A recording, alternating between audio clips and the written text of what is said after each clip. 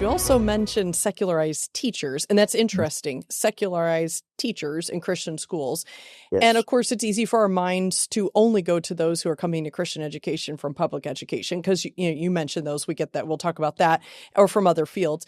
But I'm afraid that some of them may fall into this category. I'm guessing there are a large number of teachers who are in and who have been in Christian education that could be included in what you just said as secularized teachers. Talk with us about that. And what do you recommend that schools do to help those teachers become, I guess we could say, truly Christian or biblical worldview teachers? Where do they start? Yeah, it's a big job, and you hit the nail on the head when you said it's not just teachers coming out of public education. I focus on that because we've had thousands of them Absolutely, transfer, and they haven't mostly been trained to teach biblically, But you're so right. I go to Christian schools and find people who've been there for 20, 30 years who are still really not connecting all of God's thoughts to all of the subjects that they're teaching. Or as many as God thoughts as possible. So here's what I'm recommending. First of all, I think the vetting process for hiring teachers has got to go to a new level. Again, the lady who wrote me and said that I didn't understand gender. Okay, somebody didn't vet her. This is I like that Christian school I went to. It was a very large one, and I liked the people there, and I think the head of school is a great person. And I don't think he would agree with it. And to be honest with you, I've given a lot of mercy. I have chosen to send her books, send her stuff to read before I tell him.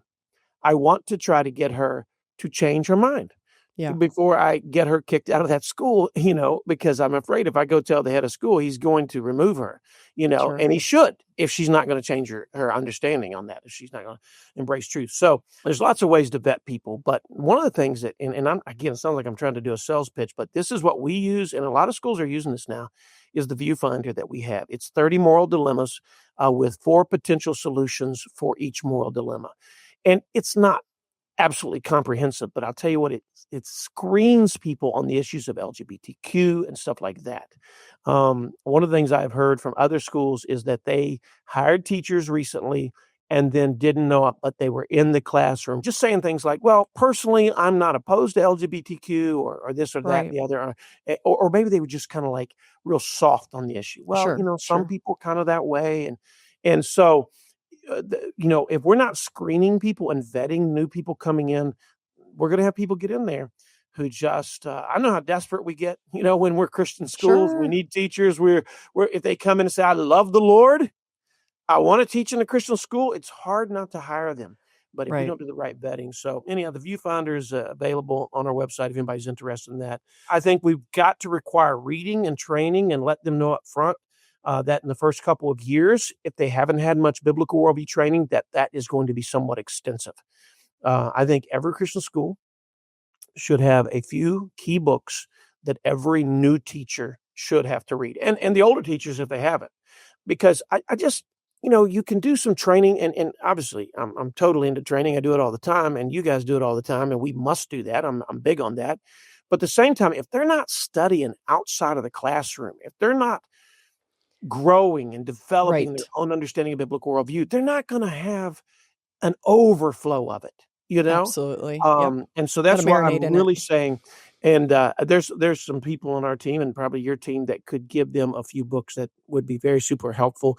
One of the coolest things we've done lately is a thing called our Seed program, and what it is it's a monthly lesson that is to be given by local school facilitators. We're not teaching it, but it's what it means to teach Christianly or biblically. And it's like for a monthly teacher's session, So, but a head of school or head of curriculum and development or somebody or a principal can take this, and it's being beautifully done. So that's something new that Renew a Nation is rolling out right now. So you guys have all kinds of training tools. So I think that's it. Make sure that, again, reading worldview books that I like to say, read worldview books that are addressing more than just education. Because you need to understand all of God's world. Enjoyed this short clip? That was just a sneak peek into a full episode on the Teacher Edition podcast. We are passionate about supporting Christian educators like you. Looking for more inspiration and practical strategies you could use today? Subscribe now wherever you get your podcasts. Brought to you by BJU Press.